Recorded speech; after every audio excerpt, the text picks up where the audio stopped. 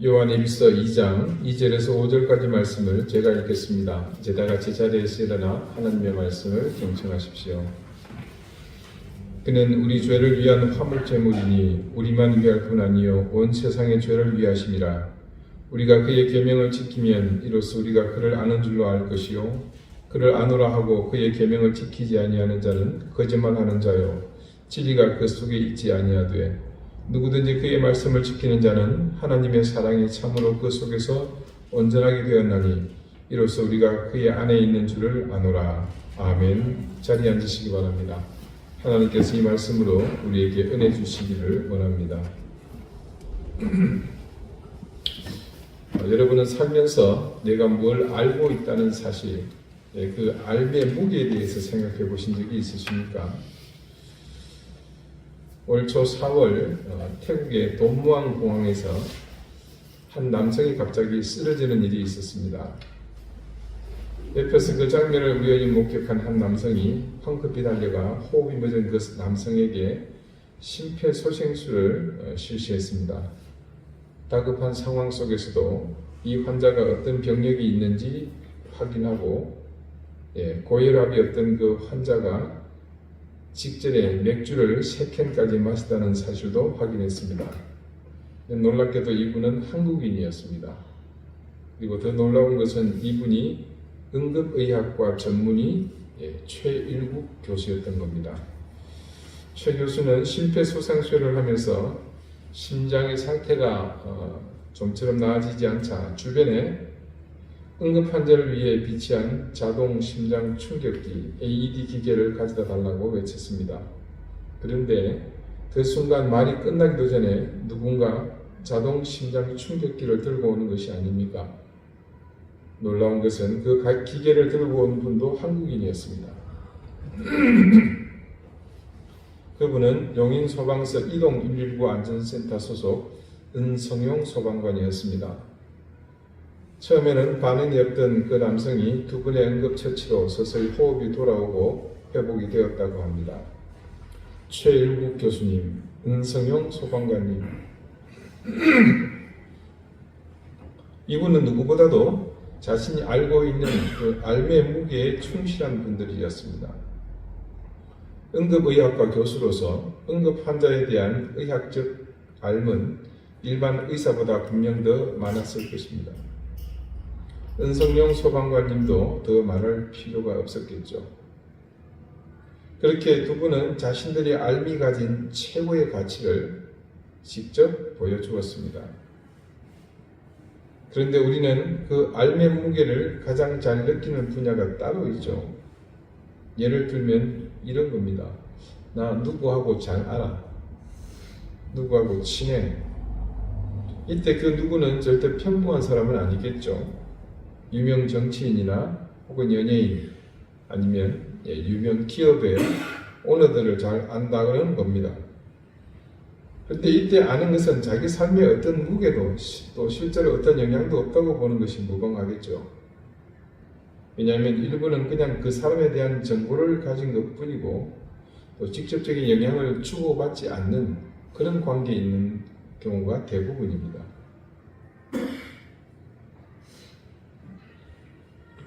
어쩌면 우리가 보편적으로 안다는 기준과는 다소 거리가 좀 있습니다. 그냥 사실상 관계를 이어서 알기 때문에 실제로 안다고 보기는 조금 어려울 수도 있습니다. 자, 그 다음 알의 무게에 대한 생각은 이런 것들입니다. 제가 소시적에는 어른들 죄송합니다. 걸어다니는 인간 네이버였습니다. 제가 그런 게 아니고 그렇게 말하더라고요. 그래서 아는 게 많아가지고 물어보면 다 대답을 한다는 거예요. 지금은 물론 그렇지 않습니다. 절대 물어보지 마십시오. 저희 집에서조차도 인정을 못 받고 있으니까요.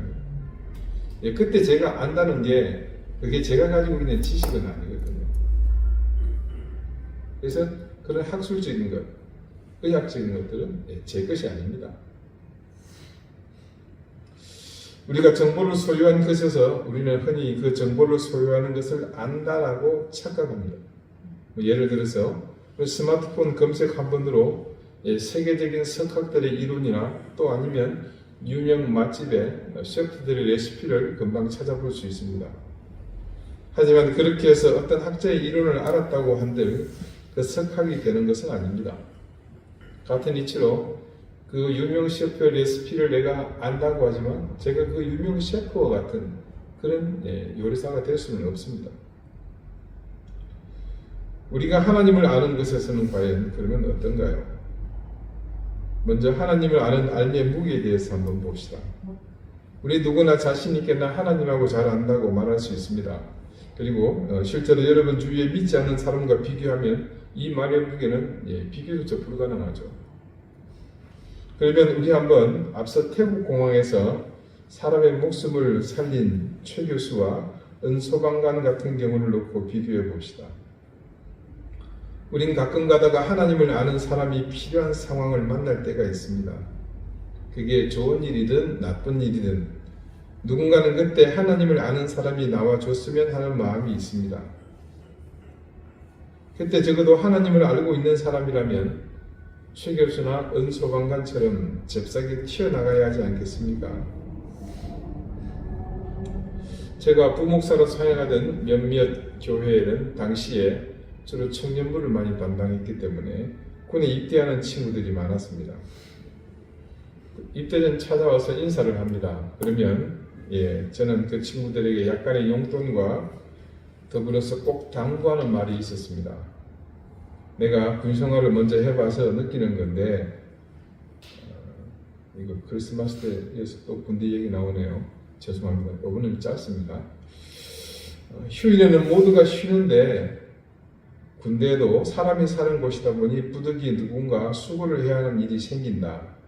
그때 자원하는 사람을 뽑는데 쉬는 날이니까 잘 안 나가려고 할 거다. 그러면 그때 네가 먼저 손들고 나가라. 그 다음은 군대에서 보고품이 나오는데 요즘은 먹을 게 아주 잘 나온다는구나.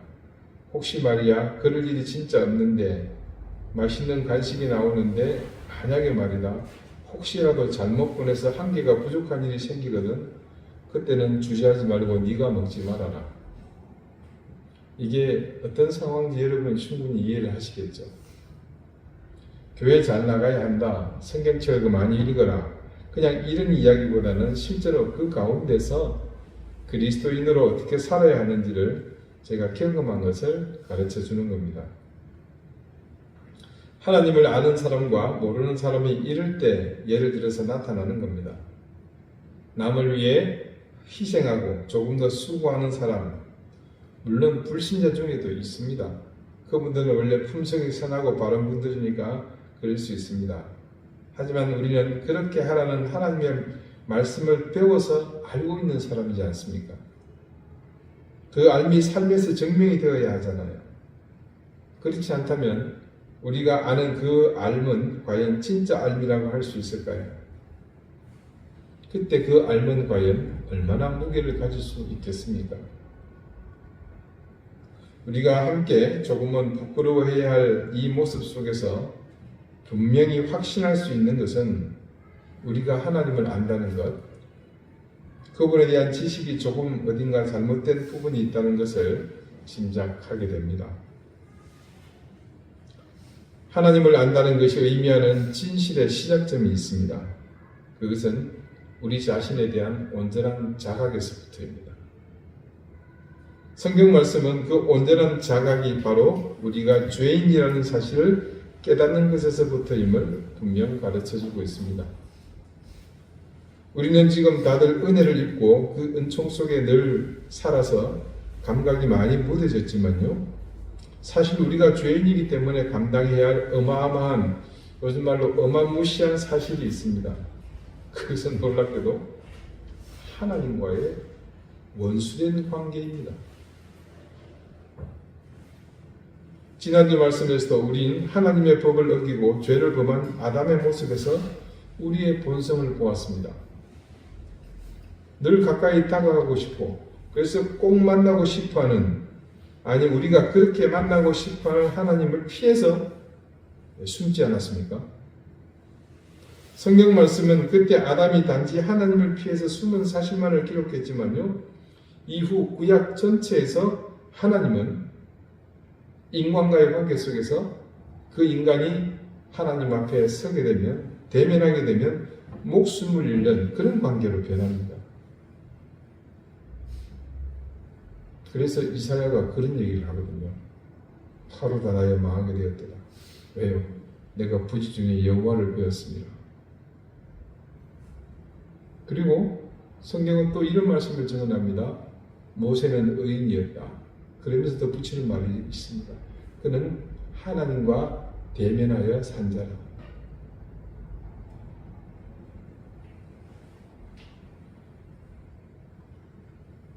그래서 그렇게 된 관계를 신약에 이르러서는 하나님과 원수된 관계라고 했던 겁니다. 오늘 본문 시작하는 2절 말씀을 봅시다. 그는 우리 죄를 위한 화목제물이니 우리만 위할 뿐 아니요 온 세상의 죄를 위하심이라. 여기서 예수님이 우리 죄를 위한 화목제물이라는 말씀이 바로 그런 사실에 대한 증거입니다.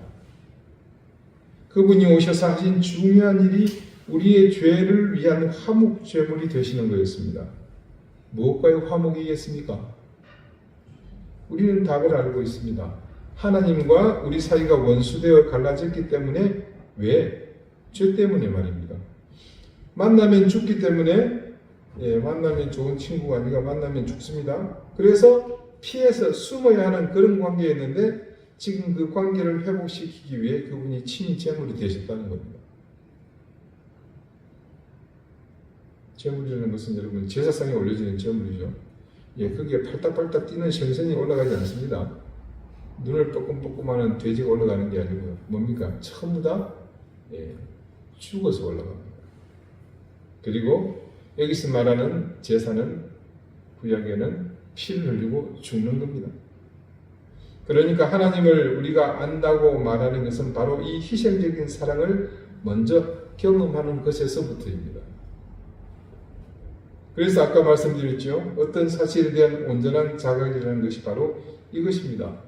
내가 죄인임을 깨닫고 나를 위해 죽으신 예수님의 희생 때문에 내가 살게 되었다는 사실, 여기서 우리가 알아야 하는 중요한 삶의 핵심은 내가 죄인이라는 사실과 예수님의 희생으로 내가 죄에서 벗어나 하나님과 살게 되었다라는 겁니다.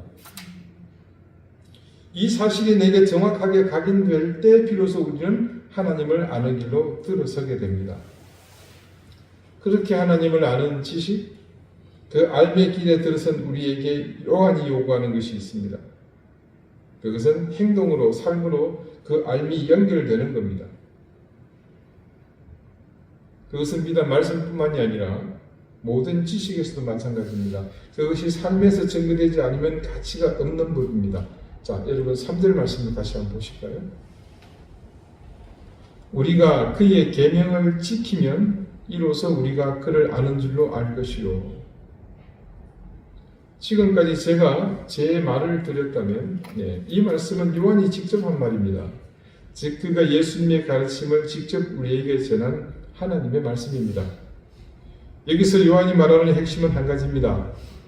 우리가 그분의 계명을 지키면, 즉 하나님의 말씀을 따라 살면 그때 비로소 우리가 하나님을 아는 줄로 안다는 겁니다.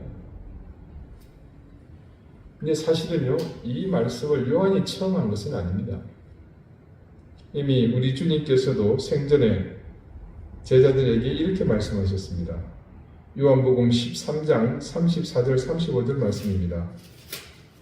새 계명을 너희에게 주오니 서로 사랑하라. 내가 너희를 사랑한 것 같이 너희도 서로 사랑하라. 너희가 서로 사랑하면 이로써 모든 사람이 너희가 내 제자인 줄 알리라. 자, 새 계명이 뭡니까? 사랑하는 겁니다. 사랑을 실천하는 것은 뭐죠? 계명을 실천하는 거죠. 그럴 때에 너희가 서로 사랑하면, 계명을 지키면 이로써 모든 사람이 너희가 내 제자인 줄 알리라. 요한이 말하는 그것과 다르지 않음을 여기서 볼 수 있습니다. 두 가지의 공통점은 계명을 지키는 겁니다. 그래서 우리가 그의 계명을 지키면 이로써 예수님은 뭐라고 그러셨죠? 너희가 내 제자인 줄 알리라. 여기서는 그를 아는 줄로 알 것이요.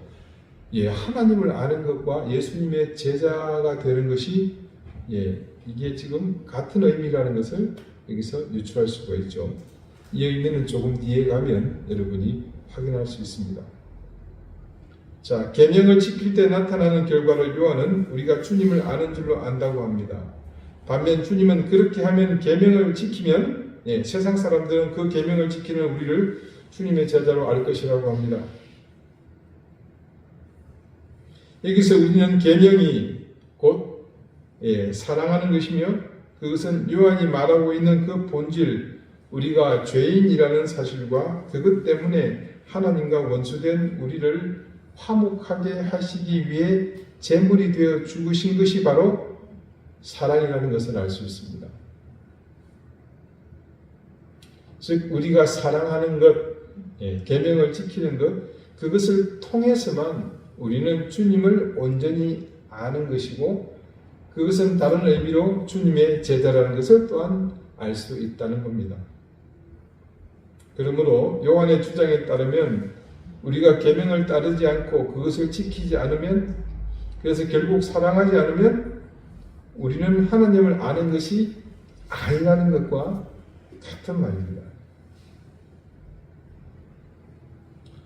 처음 우리가 하나님을 아는 것이 어떤 의미인지 그 알의 무게와 방법에서 우리는 여기서 중요한 답을 얻게 됩니다. 어떤 것이든 우리에게서 가장 우선하여 나타나야 하는 삶의 모습은 계명을 지키는 겁니다. 그리고 그 계명은 주님의 사랑을 실천하는 겁니다. 만약 그렇지 않다면 우리는 주님을 아는 것이 아니고 실상은 무지한 겁니다. 그러면서 4절 말씀은 더 중요한 사실을 말합니다. 그를 아노라 하고 그의 계명을 지키지 아니하는 자는 거짓말하는 자요 진리가 그 속에 있지 아니하되. 아는 것이 삶으로 이어지지 못하는 삶을 두고 요한은 아주 쉽고 명료하게 말합니다. 거짓말하는 자다. 그리고 이어서 더욱 중요한 사실, 진리가 그 속에 있지 아니하되.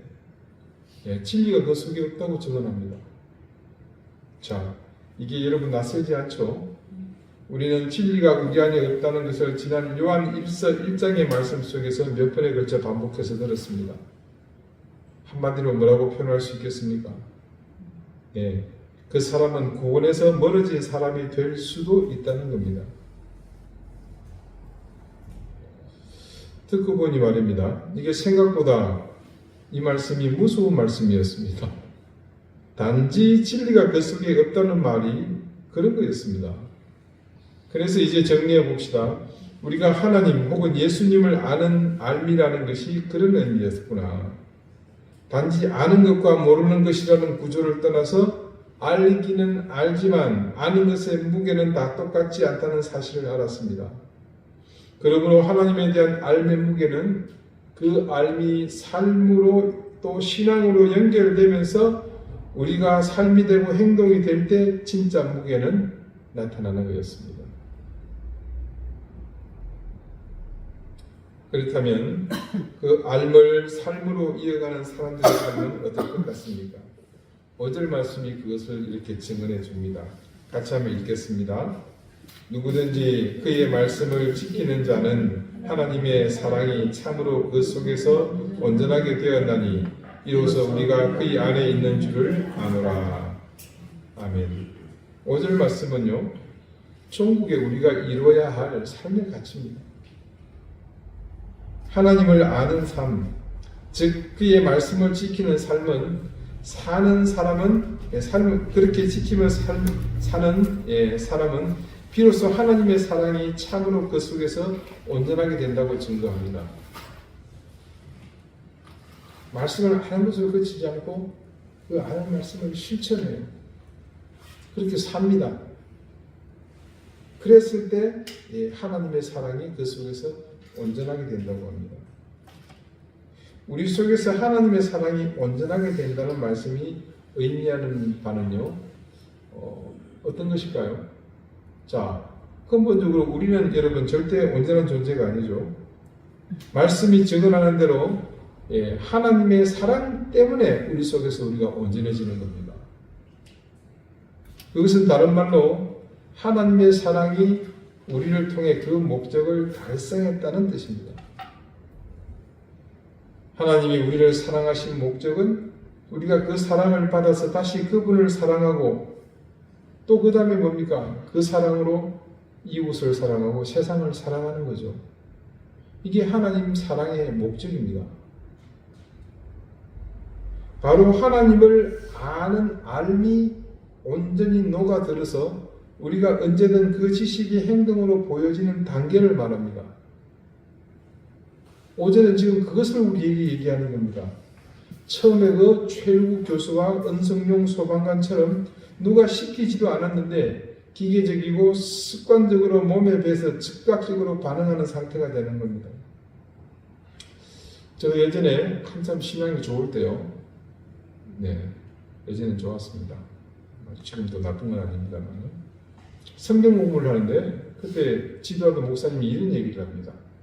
우리가 진짜 주님의 제자가 되면 지나가다 툭 건드리기만 해도 예수가 튀어나온다는 겁니다.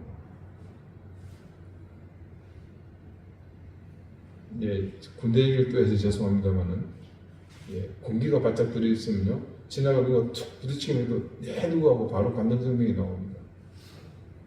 밤에 불침번에 서야 되거든요. 다 자면 누구 와서 훔쳐가면 큰일이잖아요. 그것도 무기 같은 거. 그러니까 누군가는 지키는 겁니다. 근데 그게 한 사람이 밤새도록 지키는 게 아니고 1시간씩 시간이 정해져 있거든요. 그러면 그 힘든 군대 생활을 누가 하고 깊이 자는데 흔들어야 일어날 거 아닙니까? 깨워야 한참. 근데요 공기가 바짝 들면요 이 상황판이 나무로 된 게 이걸 툭 건드리면 벌떡입니다. 여러분 상상이 안 가시죠? 저는 경험을 했잖아요. 우리 남자분들 다 경험하셨을 겁니다. 그렇게 되더라고요. 이 목사님이 너무 좀 과장되게 얘기한다. 그때는 그렇게 생각했는데 성경 공부니까 이해한다. 그런데요. 그때는 그냥 목사님 말씀이다 그렇게 정도만 생각을 했는데 이제 보니까 목사님이 실제로 과장이 아니라 이런 과정을 그렇게 표현하신 것이 아닌가 그렇게 생각을 해봅니다. 언제든 건드리는 우리에게 그런 것이 튀어나와야 하는 상황. 2025년이 이제 우리와 작별을 고합니다. 지난 한 해 동안 열심히 살아내신 여러분을 담임 목사로서 칭찬합니다. 그리고 더욱 칭찬하는 것은 여러분이 모두 우리 이른 교회가 되어서 하나님의 자녀를 열심히 살아내셨다는 사실입니다. 2025년이라는 고개를 힘겹게 넘었지만 인생은 그걸로 또 끝이 아니죠. 2026년이라는 새로운 도전이 우리를 기다리고 있습니다. 2025년이 그랬듯이 2026년도 우리에게 수많은 도전이 다가올 겁니다. 그리고 그 수많은 도전은 우리가 주님을 안다는 것에 무게만큼 헤쳐나가는 그 길에 분명 해법이 있을 것이라 저는 믿습니다.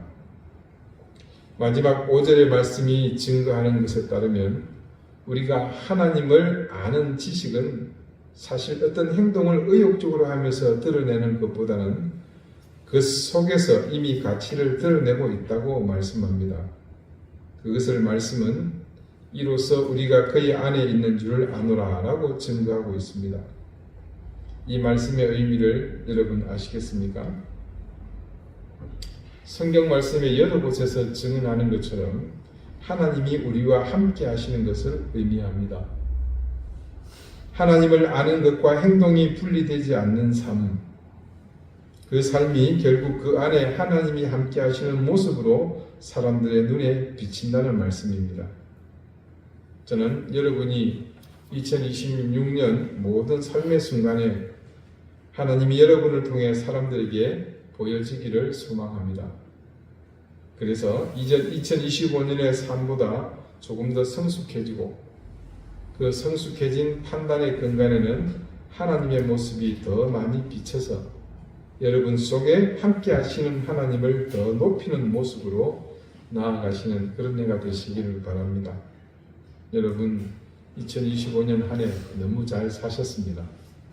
이제 다가올 2026년 더욱 하나님을 깊이 알아가는, 그리고 그 알아가는 알미 여러분에게 어느 때보다도 무겁게 느껴지며 그것을 실천하는, 삶으로 이어가는, 믿음으로 드러나는 그런 해가 되시기를 응원합니다. 기도드리시겠습니다. 하나님, 이제껏 우리는 하나님을 아는 것을 우리 지식과 상식에 의존했습니다. 그리고 지금껏 교회에 출석한 교회 생활의 연수를 더하면서 우린 세상에서 하나님을 제일 잘 아는 줄 알았습니다. 하지만 우리는 그 알미의 무게에 대해서 아무런 생각이 없었습니다. 그래서 아는 것에 만족했고 그 알면 어떤 형태로든 삶으로 이어지지 못했습니다. 오늘 요한은 그런 우리를 거짓말하는 사람이요 우리 속에 심지어 진리가 없는 사람이라고 규정하는 것을 보았습니다. 우리는 그의 말에 토를 달 수 없었고 그 사실을 인지하면서 우리가 얼마나 하나님을 아는 분과 무관한 삶을 살았는지를 깨달았습니다. 하나님, 우리의 깨달음이 결코 일시적 사실로 머물지 않게 해주시고 비록 작은 것이지만 말씀에 대한 순종을 시작으로 하나님의 계명, 이웃을 사랑하는 실천을 통해 하나님을 아는 것을 삶으로 이어가게 해주십시오. 그리고 그 삶을 통해 우리 안에 하나님이 온전히 거하시는 모습을 세상에 증거하게 해주십시오. 2025년 오늘 마지막 주일 예배를 하나님 앞에 함께 드리며 한 해 동안 수고한 모든 이등교회 지체들을 위로해 주시고 그들에게 새로운 2026년은 올해보다 더 나은 하나님을 제대로 아는 사람으로 살아갈 수 있도록 인도해 주십시오. 예수 그리스도 이름으로 기도드립니다. 아멘.